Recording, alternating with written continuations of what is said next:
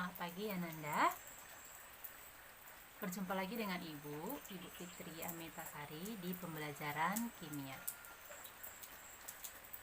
Nah, pada kesempatan kali ini kita akan belajar tentang dampak pembakaran senyawa hidrokarbon. Ya, setelah melihat video ini, Ananda Ibu harapkan ada 3 ya. Yang pertama, Ananda dapat menjelaskan perbedaan mengenai reaksi pembakaran sempurna dan tidak sempurna dari senyawa hidrokarbon. Kemudian yang kedua, Ananda dapat menjelaskan dampak dari hasil sisa pembakaran senyawa hidrokarbon. Yang ketiga, Ananda dapat menjelaskan bagaimana cara menanggulangi dari dampak gas hasil pembakaran senyawa hidrokarbon tersebut. Baik, untuk itu Ananda simaklah baik-baik penjelasan Ibu di dalam video ini. Oke. Nah, Ananda pasti pernah berjalan ke kota, ya, ke mall, ya, kemana saja. Nah, Ananda pasti pernah melihat asap kendaraan dan asap pabrik. Ya, pertanyaannya, dari manakah berasal asap kendaraan dan asap pabrik tersebut? Ya, asap pabrik dan asap kendaraan tersebut berasal dari sisa pembakaran bahan bakar dari senyawa hidrokarbon. Nah, bagaimana pembakarannya, bagaimana dampak dari sisanya, dan bagaimana cara menanggulanginya, itulah yang kita pelajari. Yang pertama, jenis-jenis reaksi pembakaran senyawa hidrokarbon. Pembakaran senyawa hidrokarbon ada 2. Yang pertama, pembakaran sempurna. Yang kedua, pembakaran tidak sempurna. Pembakaran sempurna adalah pembakaran senyawa hidrokarbon yang cukup oksigen dan selalu menghasilkan gas karbon dioksida atau CO2 dan uap air atau H2O. Yang kedua, reaksi pembakaran tidak sempurna atau reaksi pembakaran tidak sempurna yaitu reaksi yang kekurangan oksigen dan menghasilkan gas karbon monoksida, partikulat karbon, gas karbon dioksida atau CO2, dan uap air atau H2O. Oke, kita masuk yang kedua. Materi kita itu ada dampak dari gas-gas hasil sisa pembakaran senyawa hidrokarbon. Yang pertama ada gas karbon dioksida atau CO2.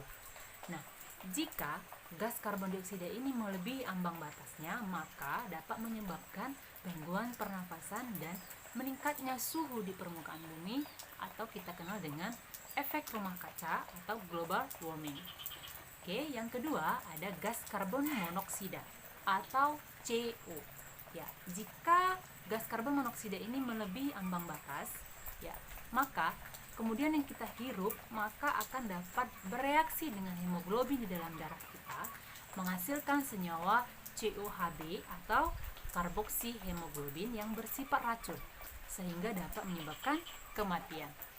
Berikutnya, yang ketiga ada gas SOX atau senyawanya SO2 atau SO3.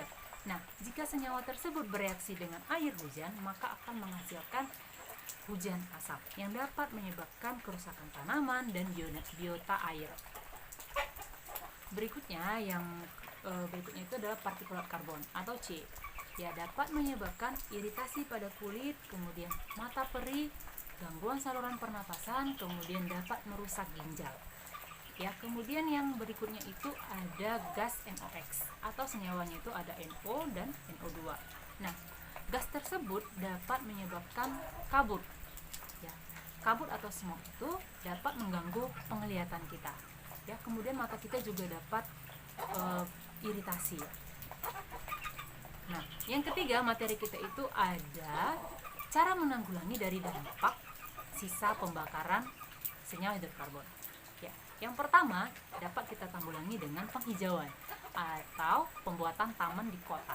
Kenapa? Karena dapat menghasilkan oksigen ya dari proses fotosintesis. Jadi gas CO2 itu diubah menjadi gas oksigen. Kemudian yang kedua dapat kita tanggulangi dengan cara penggunaan bahan bakar alternatif. Contohnya kita menggunakan tenaga surya. Yang ketiga itu penggunaan konverter katalitik pada knalpot kendaraan kita, ya, yang dapat mengubah gas CO atau NOx menjadi N2 atau CO2 yang sifatnya lebih aman. Berikutnya yang terakhir kita menggunakan EV atau electronic fuel injection. Nah, jadi di bahan bakar kita itu sistemnya itu pembakarannya sempurna, tidak ada yang tidak sempurna. Jadi pembakarannya sempurna, ya, sifatnya lebih aman, gitu. Ya, demikianlah video dari Ibu. Semoga bermanfaat dan menambah ilmu Ananda semua. Di mana saja Ananda berada, ya, Ibu berharap Ananda tetap semangat belajar dan mengingat 3M. Ya, menjaga jarak, memakai masker dan mencuci tangan. Salam dari Ibu dan selamat pagi.